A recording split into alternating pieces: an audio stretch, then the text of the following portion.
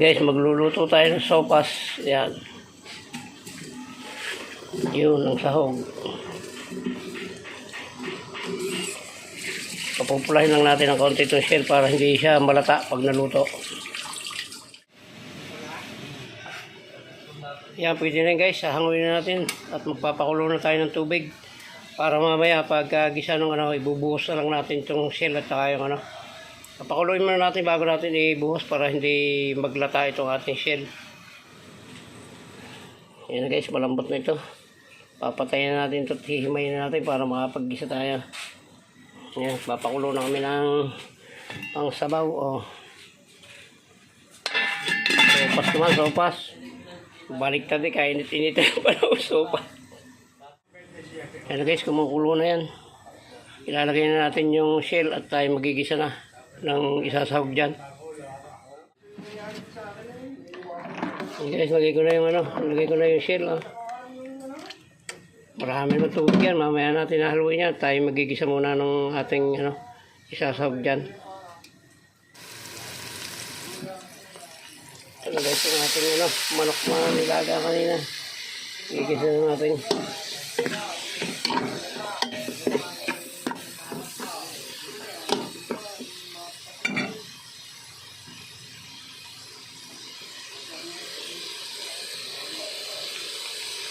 Lagyan natin ng patis.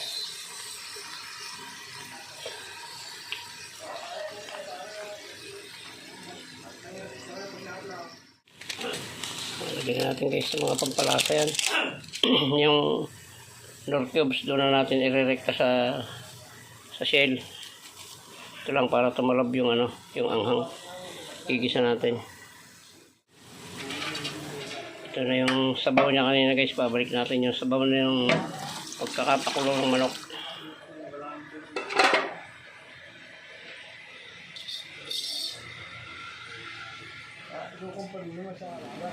Dito natin lagay yung nor cubes para magkalasa na itong sabaw na to. Tapos lalagyan din natin ng paminta. Ayan. Matapang ang paminta para masarap. Mamaya sasali natin dito yung ginisa na yan.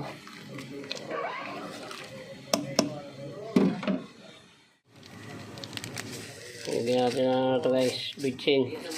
Sasali na dito natin yung yung ating ginisa na manok, yung pangsahog. Guys, lalagyan natin yung hotdog para lumasa na yan. Medyo medyo humibag na yung ating shell. Pero kaunti pa para malaking malaki at para hindi siya matigas. Ayun Ayun medyo medyo humibag na.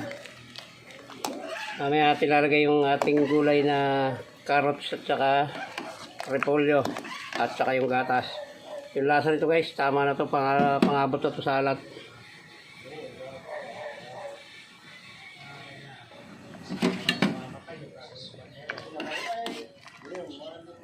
Yun medyo malaki na guys, pero pa yan, kulang pa sa laki yan. Lalagyan natin yung ating gatas para mapainala natin yung lasa niyan.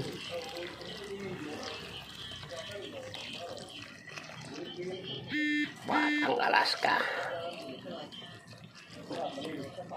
sopas sa mainit na panahon. Lalaki pa yan guys, lalaki pa ng kaunti yan.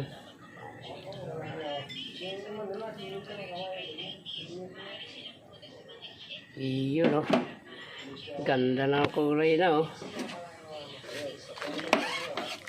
Iyon mamaya guys, lalagyan natin yung ating kaunting gulay, carrots at saka ang tawag dito repolyo. Pero sure ako ang lasa nito guys panama na. So mamaya natin titikman at baka tayo dumiretso sa CR. Hindi pa yan guys, hindi pa kumukulo. Pakuloyin natin yung gatas. Ayan guys, lalagyan na natin ito ating pang-final na ricado. Ang carrots at saka ito ang ating repolyo. Agoy, may sabaw pala ito.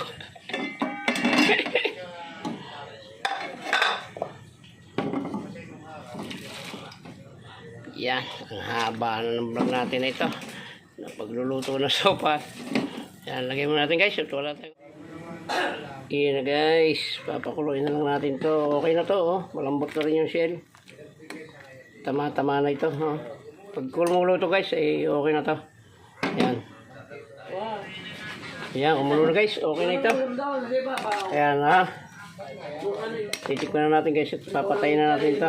Para alam mo kung kaubusin mo. Ayos na guys, ayan, papatayin na natin ito. Ayan, muli po, maraming salamat sa inyong lahat sa pagsama sa akin sa pagluluto ng sopas sa mainit na panahon. Ayan guys, muli po, ay hanggang dito lang po. Muli po at maraming salamat sa inyong lahat. Hanggang dito lang po at mabuhay kayo, mabuhay tayong lahat. Bye-bye na po. I love you all.